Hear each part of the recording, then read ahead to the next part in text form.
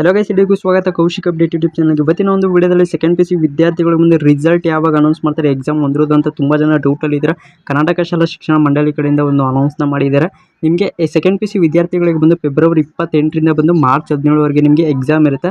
ಇನ್ನು ಸೋಮವಾರ ಬಂದರೆ ಮಾರ್ಚ್ 17 ನಿಮಗೆ ಎಕ್ಸಾಮ್ ಎಕ್ಸಾಮ್ 1 ಅನ್ನೋ ಮುಗಿಯುತ್ತೆ ನಿಮಗೆ. ಇನ್ನು ರಿಸಲ್ಟ್ ಯಾವಾಗ ಅನೌನ್ಸ್ ಮಾಡ್ತಾರೆ ಅಂತ ತುಂಬ ಜನ ಡೌಟಲ್ಲಿ ಇರ್ತಾರೆ.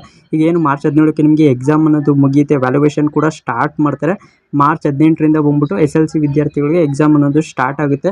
ಇನ್ನು ಸೆಕೆಂಡ್ ಪಿ ಸಿ ವಿದ್ಯಾರ್ಥಿಗಳಿಗೆ ಬಂದು ಎಕ್ಸಾಮ್ ಒಂದ್ರದ್ದು ರಿಸಲ್ಟ್ ಯಾವಾಗ ಅನೌನ್ಸ್ ಮಾಡ್ತಾರಪ್ಪ ಅಂದರೆ ನಿಮಗೆ ಸೆಕೆಂಡ್ ಪಿ ಸಿ ವಿದ್ಯಾರ್ಥಿಗಳು ಬಂದು ಏಪ್ರಿಲ್ ತಿಂಗಳು ನಿಮಗೆ 7ನೇ ತಾರೀಕು ಇಲ್ಲ 8ನೇ ತಾರೀಕು ನಿಮಗೆ ರಿಸಲ್ಟ್ ಅನ್ನೋದು ಅನೌನ್ಸ್ ಮಾಡ್ತಾರೆ.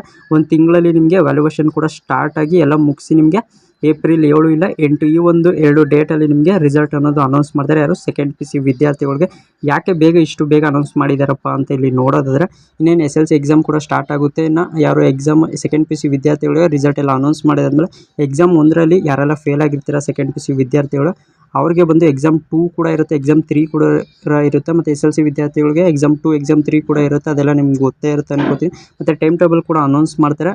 ಮತ್ತು ಎಕ್ಸಾಮ್ 2ಗೆ ಯಾವ ರೀತಿ ಅಪ್ಲೈ ಮಾಡೋದು ಮತ್ತು ಎಷ್ಟು ಫೀಸ್ ಇರುತ್ತೆ ಅಂತ ನೆಕ್ಸ್ಟ್ ಒಂದು ವಿಡಿಯೋದಲ್ಲಿ ತಿಳಿಸ್ಕೊಡ್ತೀನಿ. ಅದು ಇನ್ನೂ ಬಿಟ್ಟ ತಕ್ಷಣ ನಿಮಗೆ ಅಪ್ಡೇಟ್ನ ಮಾಡ್ಕೊಡ್ತೀನಿ. ಚಾನಲ್ನ ಸಬ್ಸ್ಕ್ರೈಬ್ ಮಾಡ್ಕೊಂಡು ಇಟ್ಕೊಳ್ಳಿ.